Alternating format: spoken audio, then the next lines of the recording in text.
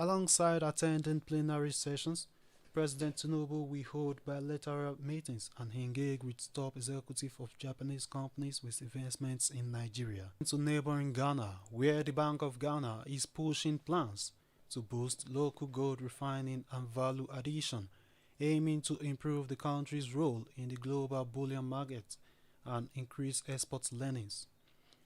First Deputy Governor of the Bank of Ghana, Zakari Momoni, revealed this during his keynote address at the 2025 GHIB Conference in London, where he outlined the central bank's strategy to boost Ghana's gold sector. Speaking under the theme Rethinking Commodity Finance for Growth, Momoni noted that while Ghana is Africa's top gold producer and among the world's top 10, most of its gold is exported raw, depriving the economy of significant value. Momoni stressed that refining gold locally would enhance export earnings, support reserve accumulation, and improve supply chain transparency.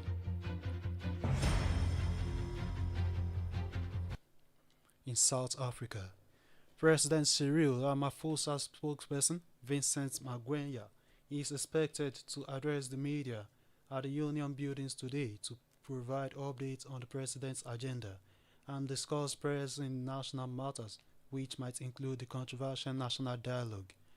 The National Dialogue, scheduled to take place in Pretoria tomorrow and August 16, has drawn widespread criticism from political parties, civil society groups, and legacy foundations.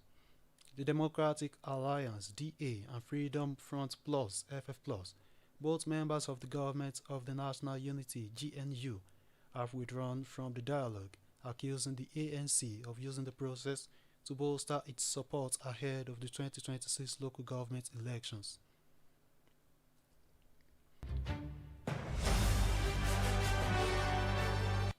Still in South, the United Nations Group on Discrimination Against Women and Girls has called on Zimbabwe to fast-track the harmonization of laws with constitutional gender equality provision. The United Nations Group urged authorities to prioritize investments in the girl child's education, safety, and rights to bridge persistent gaps. The United Nations Group also acknowledged the country's constitution as a robust framework for gender equality, including Section 80, which bans discriminatory laws and customs. The group stressed critical shortcomings owing to funding challenging crimping services related to gender-based violence, among others, amid donor funding cuts. The United Nations, in a meeting, said the Constitution requires the promotion of women's full participation in all areas of government on an equal basis with men, including in institutions and agencies of government at every level, and prohibits discrimination based on sex and gender.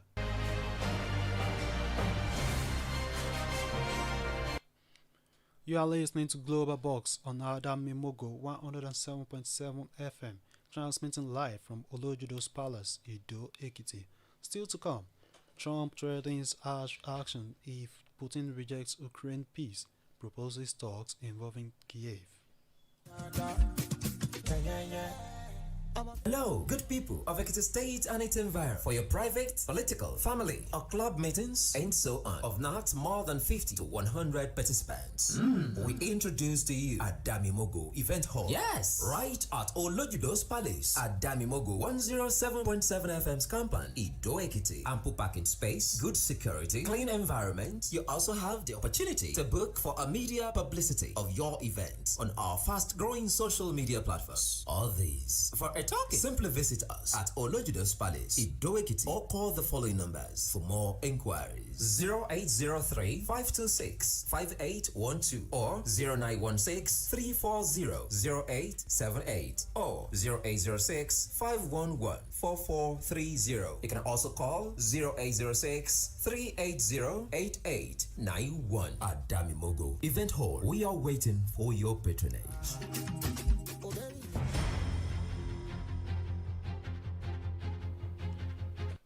Glad to know you're still there. You can subscribe to our YouTube channel via Adamimogo 107.7 FM.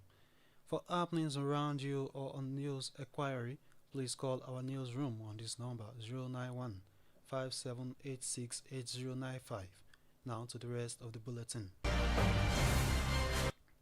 Moving outside Africa, United States President Donald Trump has threatened severe consequences if Russia's Vladimir Putin does not agree to peace talks in Ukraine, but also said that a meeting between them could swiftly be followed by a second that would include the leader of Ukraine. Trump did not specify what the consequences could be, but he has warned of economic sanctions if his meeting with Putin in Alaska tomorrow proves fruitless. If the first one goes okay, we'll have a quick second one. I would like to do it almost immediately, and we'll have a quick second meeting between President Putin and President Zelensky and myself if they'd like to have me there. Very good call. He was on the call. President Zelensky was on the call. I would rate it a 10, very, very friendly. Speaking during a joint press conference in Berlin, Ukrainian President Volodymyr Zelensky warned that Russian President Vladimir Putin is bluffing in the lead-up to his meeting with U.S. President Donald Trump in Alaska. I told the U.S. President and all our European colleagues that Putin is bluffing. He is trying to put pressure on before the meeting in Alaska along all parts of the Ukrainian front. Russia is trying to show that it can occupy all of Ukraine. Of course, this is their desire. French President Macron said Trump agreed Ukraine must be involved in any discussions about ceding land. The second element that was very clearly expressed by President Trump is that the question of Ukrainian territory can and will only be negotiated by the Ukrainian president. This is the position that we support, and it has been very clearly expressed by President Trump, and so this heralds our meetings in the future. Meanwhile, UK Prime Minister Keir Starmer welcomed Ukrainian President Volodymyr Zelensky to Downing Street today, ahead of tomorrow's summit between the U.S. President Donald Trump and Russian President Vladimir Putin in Alaska.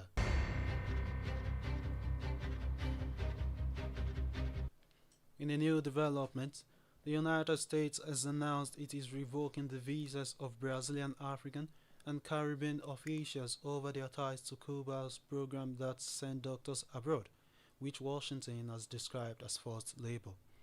The United States named two Brazilian Ministry of Health officials, Moura Julio Tabosa Salles and Alberto Clayman, who have had their visas revoked for working on Brazil's Mais Médicos, or More Doctors program, which was created in 2013. In a statement, United States Secretary of State Marco Rubio said sanctions were imposed on officials involved in abetting the Cuban regime's coercive labor export scheme, which it claimed enriches the corrupt Cuban regime and deprives the Cuban people of essential medical care. In an earlier statement, Rubio also announced visa restrictions for African officials without specifying the countries involved, as well as the Caribbean countries Grenada for the same reasons.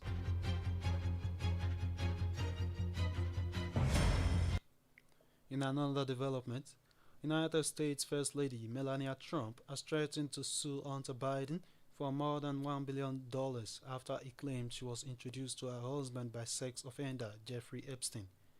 Lawyers acting on behalf of the First Lady, who married U.S. President Donald Trump in 2005, described the claim as false, disparaging, defamatory, and inflammatory. Hunter, son of former United States President Joe Biden, made the comments during an interview earlier this month, in which he strongly criticized the president's former ties to Epstein. He stated that Donald Trump was a friend of Epstein, but as said the pair fell out in the early 2000s because the financier had poached employees who worked at the spa in Florida's golf club. In the Middle East, Israel's far-right finance minister Bezalel Smotrich has announced he will approve thousands of housing units in a highly controversial and long-delayed illegal settlement project in the occupied West Bank, noting the move buries the idea of a Palestinian state. In a statement, Smotrich announced his intention to approve tenders to build more than 3,000 homes in the E1 area settlement project that would connect Jerusalem and the existing Israeli settlement of Ma'ale Adumim, located several kilometers to the east. Smotrich, who is also a minister in Israel's Ministry of Defense with broad responsibility for approving settlement in the occupied West Bank, hailed the project as a Zionism at its best. The planned settlement would effectively divide the occupied West Bank into northern and southern regions, preventing the establishment of a contiguous Palestinian territory connecting occupied East Jerusalem to major cities such as Bethlehem and Ramallah.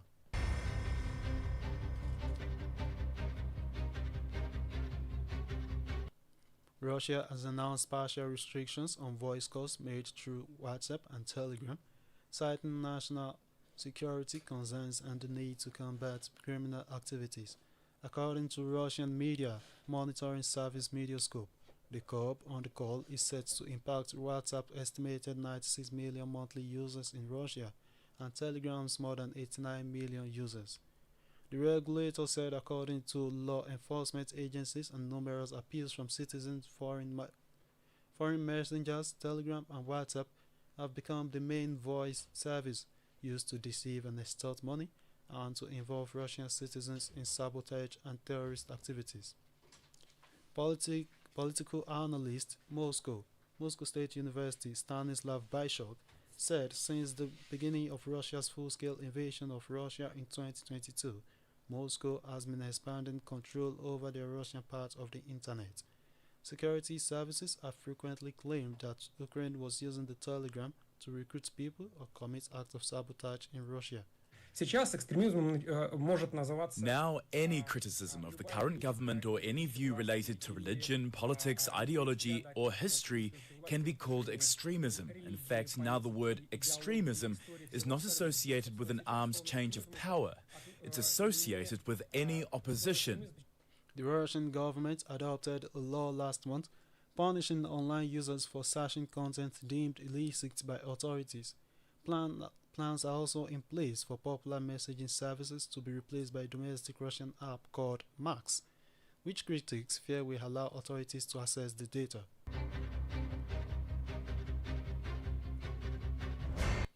Peru's President Dina Boluarte has signed a controversial new law pardoning soldiers, police and civilian militias on trial for atrocities during the country's two-decade armed conflict against Maoist rebels.